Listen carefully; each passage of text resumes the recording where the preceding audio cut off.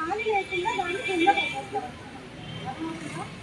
3 రకాలుగా మనము సెగ్రిగేట్ చేయాలి. మన ఇంట్లో వచ్చే వేస్ట్ ఇంటికి వెళ్ళి మీరు ఏం చేయాలి? ఇప్పుడు ఖచ్చితంగా 2 బిన్నులైనా సరే ఖచ్చితంగా పెట్టాలి. 3వ బిన్నులో రెడ్ దానిలో వేసేది కనీసం కవర్లో అయినా సరే మన వర్కర్స్కి అందజేయాలి. మీరు కొన్నూరు వాళ్ళైనా, దాదాపు కొన్నూరులో ఉండే వాళ్ళైనా, మోస్ట్లీ కొన్నూరులోనే ఉంటారు కదా. మీరు ఇంటి ముందు పొద్దున్నే విజిలేసుకుంటూ వచ్చే వర్కర్స్ని చూసే ఉంటారు కదా. మనం ఏం చేయాలి? వాళ్ళకి తడి చెత్తగా ఇవ్వాలి, పొడి చెత్తని సపరేట్గా వేరే బిన్నులో ఇవ్వాలి. అది మీరు వెళ్ళి ఇంట్లో పేరెంట్స్కి చెప్పాలి. అది ఖచ్చితంగా రేపటి నుంచి అమలు అవ్వాలి. ఎందుకు? మన ఎన్విరాన్మెంట్ కోసం, మన కోసం మాత్రమే. అన్నీ కలిపేయడం వల్ల యూజే లేదు. ఇప్పుడు కలిపేయకుండా ఉండడం వల్ల తడి చెత్త నుంచి ఎప్పుడు తయారు చేసుకోవచ్చు, పొడి చెత్త నుంచి రీసైకిల్ బాటిల్ కానీ, పేపర్ కానీ, రబ్బర్ కానీ, క్లాత్ కానీ అవన్నీ ఏమవుతాయి? రీసైక్లింగ్కి వెళ్తాయి. సో గార్బేజ్ డంప్స్ అనేవి మన ప్రపంచంలో ఎక్కడా ఉండవు.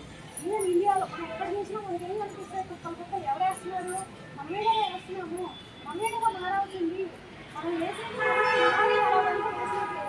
మనకు ఆదాయము, ఆరోగ్యము 2 ఉంటాయి. అదే దీనిలో చెప్పడానికి వచ్చిన థీమ్ అంటే మీరేం చేస్తారు? ఏం చేస్తారు పేరెంట్స్కి?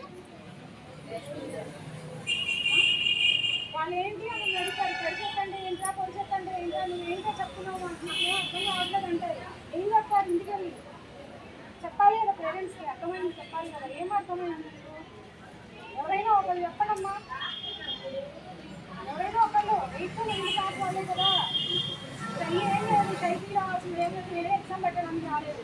చెప్పడమ్మా పర్లేదు. ఎవరో ఒకళ్ళు కలిసి ఏంటి